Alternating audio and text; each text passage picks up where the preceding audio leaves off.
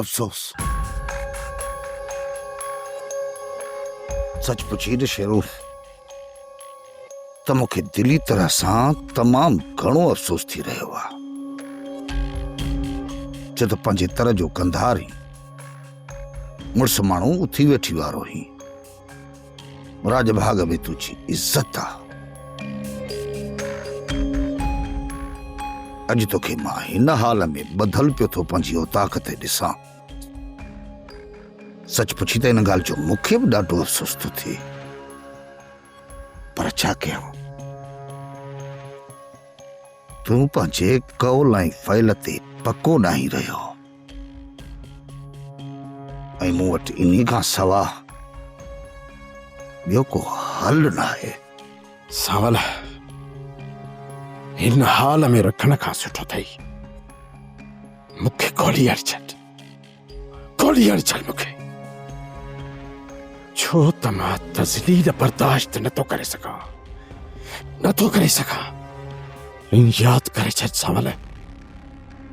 जेकॾहिं मां हितां आज़ाद थियुसि न त तोखे मारण खां सवाइ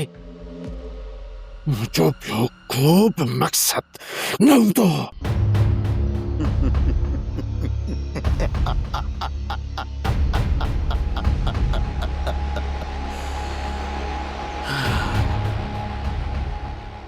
छा तूं सम्झी तोखे हिन क़ाबिल छॾींदुसि मां हा जो तुंहिंजे दिल में को मक़सद बाक़ी रहे हा इन लाइक़ न छॾींदुसि जो मुंहिंजे कंहिं बि हमराहनि खे तोखां डप ड्रा हुजे या को तूं नुक़सान पहुचाइण जी क़ाबिल हुजे शुरू तो असांजो न सोच तूं पंहिंजे लाइ सोच ऐं पंहिंजे लाइ दुआ घुर त हितां सही सलामत वञी छो त हितां तोखे वञण लाइ चइनि सहारनि जी ज़रूरत पवंदी ऐं बाक़ी सॼी ज़िंदगी तूं घोड़ियुनि जे सहारे गुज़ारींदे हथियार त छा पर इहे हथ खाइण जे क़ाबिल में न रहंदा अहिड़ी ज़िंदगी खां मौत खे तरजीह ॾींदुसि तर मौत खे मौत